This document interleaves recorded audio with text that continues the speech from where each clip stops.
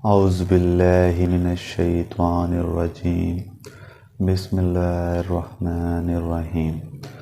Welcome to my channel vet doctor talks. मैं हूं doctor Rizwan Jamal और I am a veterinarian doctor. जैसा कि आपको पता है कि जब भी हम एक नई वीडियो लेके आते हैं तो उसके अंदर हमेशा हम जानवरों में पाई जाने वाली अहम बीमारियों के बारे में बातचीत करते हैं। तो मेरा ज़्यादातर जो मकसद होता है वो उन बीमारियों को कवर करना होता है जो कि हमारे इलाके में ज़्यादातर पाई जाती हैं या फार्म पे जो डॉक्टर हैं वेटनेरियन या फार्मर को उनका सामना करना पड़ता है। मैं इस वजह से उन डिजीज़ को डिस्कस करता हूं ताकि फार्मर को भी इन बीमारियों के बारे में पता चल जाए, उनको इसकी हम कह सकते हैं समझ आ जाए।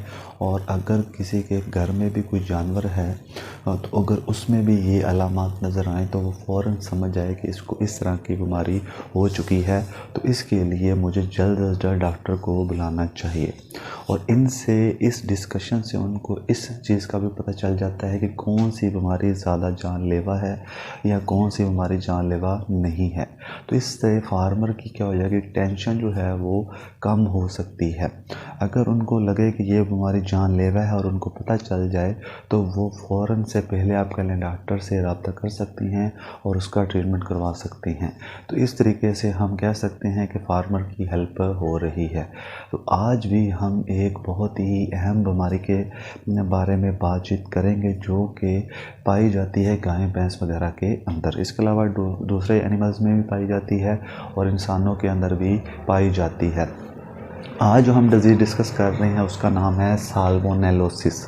साल्मोनेलोसिस का दूसरा नाम इसको हम पैराटाइफाइड भी कहती हैं।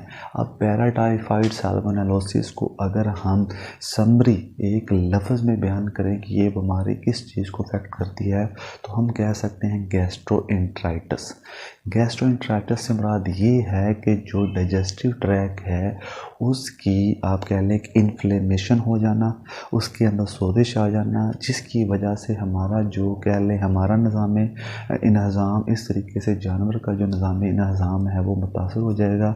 यानी कि खुराक जो है वो सही तरीके से हज़म नहीं हो पाएगी, डाइजेशन नहीं हो पाएगी, ना ही वो बॉडी के अंदर जज़ब हो पाएगी और इस तरीके से बॉडी से खारिज भी वो की सूरत में होगी, डायरिया की शक्ल में हो सकती है। यानी कि एब्जॉर्प्शन तो हो नहीं रही, फूड की इंसाफ तो हो नहीं रहा, जज़ब नहीं हो रही, इस वजह से जो है वो डायरिया की कंडीशन भी लग सकती है, पेचिस भी लग सकती हैं। तो इस वजह से इस बीमारी को अगर हम एक लफ्ज़ में पूरी समरी बयान करें तो उसको हम कहते हैं गैस्ट्रोएंटराइटिस।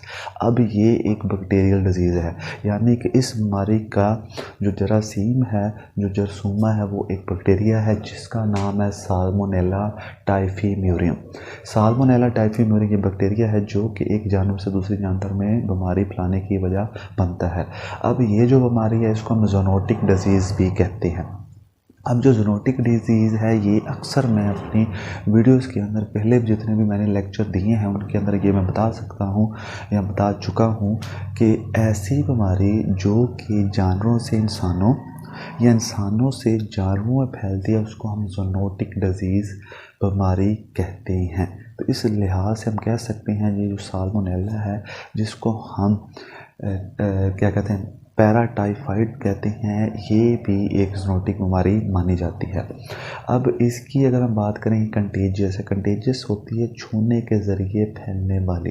छूने से मुराद यहाँ ये भी है कि अगर एक जानवर जो है जिसको ये बीमारी है अगर किसी जगह वो पानी पी ले तो उसके अंदर ये जरासीम पानी में चले जाएंगे और अगर एक हेल्दी एक सेहतमंद जानवर भी वहाँ पानी पीता है तो उसको ये बीमारी लग सकती है। इस तरीके से अगर एक जो जानवर है एक जगह चारा खा रहा है तो चारे के अंदर ये जरासीम जा सकती हैं और इस तरीके से दूसरे जानवर के अंदर जो उसी जगह चारा खाए उसमें भी ये जरासीम जा सकते, उसको बीमारी हो सकती है। इसके साथ साथ इसके गोबर के ज़रिए जो जानवर है उसका गोबर अगर जो फीसिस होंगे, ठीक है, उसके ज़रिए भी जरासीम आगे दूसरे जानवर में जा सकते हैं। ग्राम पॉजिटिव बैक्टीरिया होता है, यानी कि अगर इसको हम लैब टेस्ट में टेस्ट करें तो क्रिस्टियन ग्राम एक स्टेन है उसके मुताबिक ये ग्राम पॉजिटिव बैक्टीरिया होता है, ठीक है। उसके बाद नेक्स्ट हम बात करते हैं कंटेमिनेटेड वाटर। और ये मैंने पहले भी बता दिया है कि अगर कोई जानवर आलूदा पानी पी ले जिसमें ये जरासीम मौजूद होंगे तो उसके अंदर भी ये बीमारी फैल सकती है। Healthy cattle get infection from the infected cattle, यानी कि एक अगर सेहतमंद जानवर है, एक सेहतमंद गाय है, तो अगर उसके साथ कोई कह लें कि बीमार जानवर है जिसको साल्मोनेलाइसिस हो चुकी है, तो उसकी खुराक के ज़रिए, ठीक है, उसके सलाइवा के ज़रिए, उसके नेज़ल सेक्रेशन के ज़रिए, जहाँ वो पानी पीता है उसके ज़रिए, उसके गोबर के ज़रिए जरासीम जो हैं वो बीमार जानवर से सेहतमंद जानवर में ट्रांसफ़र हो सकते हैं, ठीक है, मुंतकिल हो सकते हैं और उसमें बीमारी की वजह बन सकते हैं। Carrier spread infection through faeces, जैसा कि मैंने पहले भी बता दिया है कि अगर एक जानवर के अंदर बीमारी आ चुकी है तो उसका जो पखाना होगा, जो गोबर होगा, जो फीसिस होंगे, उसके ज़रिए भी जो माइक्रो ऑर्गेनिज़म, कौन सा, साल्मोनेला टाइफीम्यूरियम, ये एक जानवर से दूसरे जानवर में ट्रांसफ़र हो सकता है। इसके अलावा egg meat also spread the infection, और अगर ये किसी चिकन के अंदर आप कह लें लेयर के अंदर मौजूद है या डक के अंदर मौजूद है, जितने भी आप कह लें पोल्ट्री से रिलेट करते हैं, बर्ड्स के अंदर ये मौजूद है, तो उसकी इंटेस्टाइन में ये पाया जाता है, ठीक है, इंटेस्टाइन में ये पाया जाएगा। और इंटेस्टाइन में जब ये पाया जाता है तो अगर वो डक हुई, चिकन हुआ, लेयर हुई आप कह लें, तो उसके अंडे के अंदर ये जरासीम आ सकती हैं। इसके साथ साथ अगर कोई गाय है जिसके अंदर ये जरासीम पाया जाता है, तो अगर वो दूध देती है, दूध के अंदर भी ये जरासीम आ सकते हैं। और अगर हम ये अंडा कह लें, ये दूध कह लें, और अगर जो जानवर जिसको साल्मोनेलाइसिस हो चुकी है उसका अगर हम गोश्त खा लें तो हमारे अंदर ये बीमारी फैल सकती है। इस वजह से स्टार्ट में मैंने आपको कहा है कि ये एक ज़ूनोटिक डिजीज़ है जो कि जानवरों से इंसानों और इंसानों से जानवरों में फैल सकती है, ठीक है। इसके अलावा अगर हम जो खुराक है, जो खुराक अगर हम खाते हैं वो भी सही तरीके से नहीं पकी हुई, मिसाल के तौर पे अगर हम पाकिस्तान की बात करें, पाकिस्तान का जो कुकिंग का स्टाइल है वो थोड़ा सा वेस्टर्न से डिफरेंट है, यानी कि दूसरे जो अंग्रेज़ ममालिक से क्या है, थोड़ा सा डिफरेंट माना जाता है। वो इस तरीके से है कि हम जो है, हम चीज़ को प्रॉपरली हाई टेम्परेचर पे कुक करते हैं। जिस तरह अगर हमारे पास दूध आता है तो हम दूध को पहले अच्छे तरीके से बॉयल करते हैं ताकि उसके अंदर जितने भी जरासीम है वो ख़त्म हो जाए। उसके साथ अगर मीट आता है, गोश्त आता है, तो उसको भी हम अच्छे तरीके से बॉयल करते हैं और इतने टेम्परेचर पे बॉयल करते हैं उसके अंदर अगर साल्मोनेलाइसिस के जरासीम हुए तो वो भी उनकी डेथ हो जाएगी, वो मर जाएंगे। इस तरीके से अगर हम एग की बात करें तो जो एग है वो भी हम क्या करते हैं, फ्राई करके अगर खाते में या बॉयल करके भी खाते हैं तो उसके अंदर जरासीम मर सकती हैं। क्योंकि वेस्टर्न कंट्री के अंदर क्या किया जाता है कि कोई भी चीज़ वो पकाते हैं तो हाफ कुकड होती है या इम्प्रॉपरली कुकड उसको हम कह सकते हैं। इस वजह से हाफ फ्राई अगर एग की बात कर लें, अगर चिकन कह लें या कोई भी मीट है, बीफ, उसको अगर हाफ कुक कर दिया जाए तो उसके अंदर ये जरासीम ख़त्म नहीं होंगे। इस तरीके से ये बीमारी इम्प्रॉपर फूड जिसको हम कुक नहीं करते सही तरीके से, उसके ज़रिए भी ये आगे ट्रांसफ़र आगे फैल सकती है, ठीक है। उसके बाद नेक्स्ट हम बात करते हैं कि इसमें इन्फेक्शन कहाँ होता है, कौन सी जगह है जहाँ पे जाके जो बैक्टीरिया है ये इन्फेक्शंस का बाइस बनता है। तो इसमें सबसे पहले जो चीज़ है मैंने पहले बता दी, हमारा डाइजेस्टिव ट्रैक है, जानवरों का डाइजेस्टिव ट्रैक है, यानी कि एलिमेंट्री ट्रैक। यहीं जाके जो बैक्टीरिया है अपना इन्फेक्शन काज करता है, यानी ये फूड के ज़रिए बॉडी में जाएगा और इंटेस्टाइन में जाके ये जो जरासीम की जो बीमारी की वजह ये बनेगा। उसके बाद very young and very old more susceptible. अब बहुत ही जो जानवर छोटे होंगे या बहुत ही जो बूढ़े हो चुके हैं, ओल्ड होंगे, old animal and young animal के अंदर ये बहुत ही ज़्यादा पाई जाने वाली डिजीज़ है। क्योंकि दोनों के अंदर हम कह लें जब यंग होंगे उस वक्त भी इम्यूनिटी क्या होगी, कम होगी, और जब ओल्ड होंगे उस वक्त भी इम्यूनिटी क्या होगी, बहुत ही कम हो जाएगी, वीक हो जाएगी, वीक इम्यून सिस्टम हो जाएगा, जिसकी वजह से इस बीमारी को, इस जरासीम को बीमारी फैलाने में क्या हो जाएगी, आसानी हो जाएगी। इसके अलावा any kind of stress factor also help in spreading disease. और अगर कोई भी स्ट्रेस आ जाती है, जैसे हम गर्मी आ गई है या फूड की शॉर्टेज आ गई है या हम कह लें हीट स्ट्रेस आ गई है, ओवर क्राउडिंग हो गई है या हाइजेनिक कंडीशन नहीं है, साफ़ सुथराई नहीं है, तो उस वक्त भी ये बीमारी फैल सकती है। अब आते हैं पैथोजेंसिस की तरफ। जो पैथोजेंसिस है इसका मैं अक्सर आपको पहले भी बताता रहता हूँ कि ये सबसे अहम चीज़ होती है डिज़ीज़ के डिस्कशन में, क्योंकि पैथोजेंसिस से हमें पता चलता है कि जो ऑर्गेनिज़म है, जो बैक्टीरिया है, किस तरह से इंटर होता है बॉडी के अंदर और कौन कौन सी चीज़ों पे जाके ये असरअंदाज होता है और वहाँ जाके किस तरह से ये बीमारी फैलाता है। तो अब हम आते हैं पैथोजेंसिस की तरफ कि किस तरीके से बीमारी बॉडी में फैलती है, किस तरीके से जरासीम जो है ये बॉडी में बीमारी फैलाने की वजह बनता है। तो सबसे पहले जो ऑर्गेनिज़म है, फ़र्ज़ कर लें फूड में था या पानी में था, इंटर हुआ किसके ज़रिए, कंटेमिनेटेड फूड वाटर के ज़रिए इंटर हुआ किसके अंदर, उनके माउथ के अंदर। माउथ से स्टमक और स्टमक से कहाँ गया, इंटेस्टाइन में। इंटेस्टाइन में जब ये गया तो वहाँ जाके इंटेस्टाइन की जो सबसे अंदर वाली लेयर है जिसको हम कहते हैं इंटेस्टाइनल मिकोज़ा, जो मिकोज़ा है वहाँ जाके इसने क्या किया, उसके मिकोज़ा को डैमेज करना शुरू कर दिया। जब मिकोज़ा डैमेज हुआ तो वहाँ इसने और बहुत ज़्यादा क्या पैदा कर दी, एंडोटॉक्सिन पैदा कर दी। ये जो एंडोटॉक्सिन है ये क्या करते हैं, जो इंटेस्टाइन का मिकोज़ा था वहाँ क्या करना शुरू कर देंगे, हेमरेजेस काज करना शुरू कर देंगे। हेमरेजेस कहते हैं ज़ख़म, ठीक है, और वहाँ उसके सेल की डेथ काज करना शुरू कर देंगे जिसको हम नेक्रोसिस कहते हैं, यानी कि haemorrhages and necrosis of the mucosa of intestine. अब इंटेस्टाइन का मिकोज़ा जब कह लें कि उसमें हेमरेजेस आ जाएंगे, जैसे उसमें नेक्रोसिस हो जाएगी तो उसकी एब्जॉर्प्शन कैपेसिटी क्या हो जाएगी, ख़त्म हो जाएगी, ठीक है। उसके बाद क्या होगा, डायरिया लग जाएगा। जब डायरिया लगेगा, क्योंकि डायरिया लगने की वजह यही है ना कि वाटर एब्जॉर्ब नहीं हो रहा, फूड एब्जॉर्ब नहीं हो रही, क्योंकि इंटेस्टाइनल मिकोज़ा क्या हो जाएगा, उसमें हेमरेज आ चुके हैं, नेक्रोसिस हो चुकी है, जिसकी वजह से डायरिया लग जाएगा। और डायरिया लगने की वजह से बॉडी से बहुत सा मकदार में वाटर एक्सक्रीट हो जाएगा, खारिज हो जाएगा, और साथ साथ मिनरल लॉस भी होना शुरू हो जाएगा। और इन दोनों की वजह से जो एनिमल है उसको बहुत ज़्यादा क्या हो जाएगी, वीकनेस होना शुरू हो जाएगी। अगर हम दूसरी तरफ आएँ तो अगर ये मिकोज़ा जो है इसके ज़रिए जो जरासीम है, जो साल्मोनेला टाइफीम्यूरियम है, ये ब्लड में एंटर हो जाए तो ब्लड में जाके ये सेप्टिसीमिया का बायस बनेगा, यानी कि जरासीम जो है वो ब्लड में जाके बुखार की वजह बनेगा, आपके टेम्परेचर को इंक्रीज़ कर देगा, ठीक है, अपनी तादाद बढ़ाएगा, उसको हम कहते हैं सेप्टिसीमिया।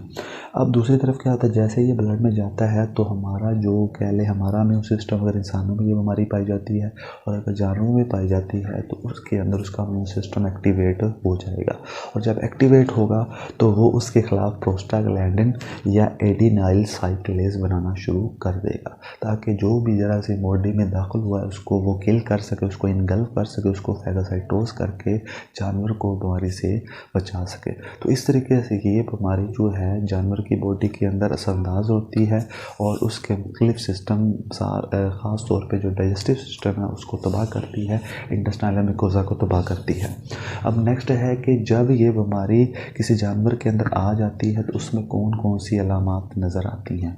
तो इस बीमारी के अंदर 2 फार्म्स होती हैं, एक होती है एंटेरिक फार्म, यानी कि ऐसी शक्ल कह लें, ऐसी फार्म कह लें बीमारी की जिसमें जो इंटेस्टाइन है, जो डाइजेस्टिव ट्रैक है, उस पे इफ़ेक्ट आता है। दूसरे नंबर पे आती है सेप्टिसेमिक फार्म, यानी कि जब जरासीम ब्लड में चला जाता है तो उस वक्त कौन कौन सी अलामात नज़र आती हैं। तो पहले हम डिस्कस करते हैं कि जब जरासीम इंटेस्टाइन में, यानी कि जो डाइजेस्टिव ट्रैक है, वहाँ जाके क्या क्या चीज़ें, कौन कौन सी अलामात शो करवाता है। तो पहले नंबर पे ये क्या होगा, एंटेरिक फार्म में जो एनोरेक्सिया से मुराद जानवर को भूख लगना बंद हो जाएगी। दूसरे नंबर पे डिप्रेशन, जानवर जो है वो सुस्त हो जाएगा, दिमागी तौर पे मफलूज आप कह लें, डिप्रेस होना शुरू हो जाएगा, नीचे सर करके खड़ा होना शुरू हो जाएगा, ठीक है। हेड जो है वो डाउन हो जाएगा। उसके बाद टेम्परेचर इंक्रीज़, यानी कि जो टेम्परेचर है वो राइज़ करना शुरू हो जाएगा, टेम्परेचर हो जाएगा, बुखार हो जाएगा। उसके बाद डायरिया लग जाएगा, और अगर डायरिया हुआ तो उसके अंदर ब्लड क्लॉट आना शुरू हो जाएंगे, या उसके अंदर वाटरी सा म्यूकस आएगा वाइट कलर का, ठीक है। जो डायरिया होगा उसमें फीसिस के अंदर या faeces contain blood plus mucus, watery mucus होगा जिसको हम कह सकते हैं कि वाइट कलर म्यूकस होगा। उसके बाद उसके पेट में दर्द होना शुरू हो जाएगी, एब्डोमिनल पेन होगी।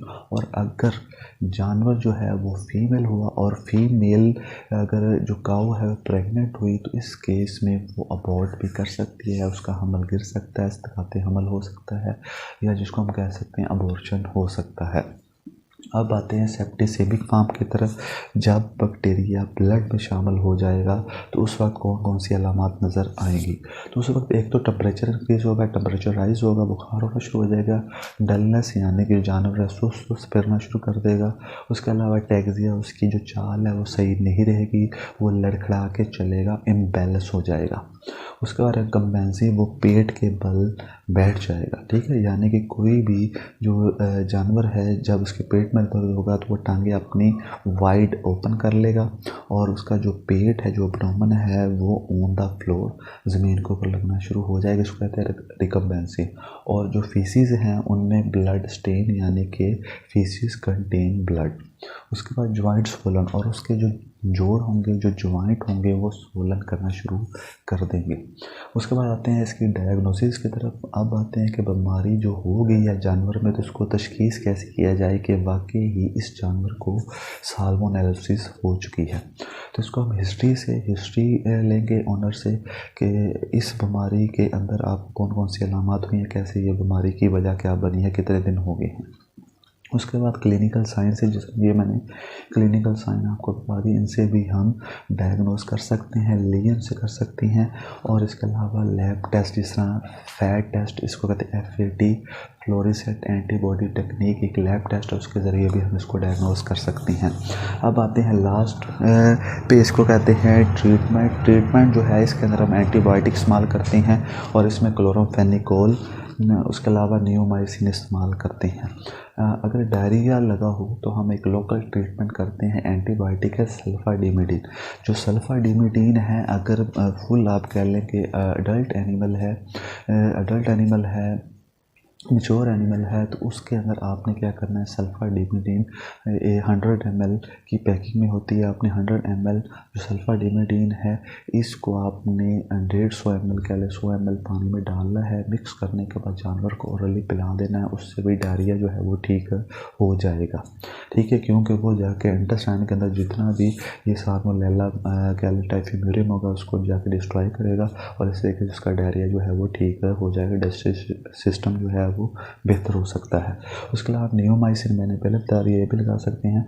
और जो डायरिया हुआ उसकी वजह से इलेक्ट्रोलाइट जो मिनरल वगैरह है वो लॉस हो जाए, तो इसकी वजह से हम इसको इलेक्ट्रोलाइट भी देंगे।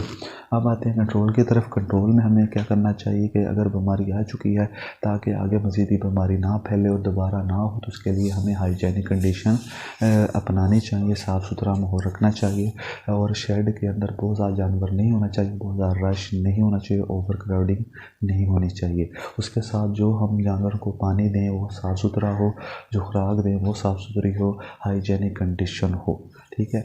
तो मैं उम्मीद करता हूँ कि आपको ये जो आज हमने डिज़ीज़ डिस्कस किया है ये समझ आ गई होगी। और आपको कोई भी मुश्किल हो तो आप मुझे कमेंट सेक्शन में बता सकते हैं कि हमें इस चीज़ की समझ नहीं आई है तो। और इसके अलावा अगर कोई वीडियो आप चाहते हैं कि मैं इस टॉपिक पे बनाऊं तो वो मुझे बता दें, इंशाल्लाह नेक्स्ट वीडियो मैं उसी टॉपिक पे बनाऊंगा, ठीक है।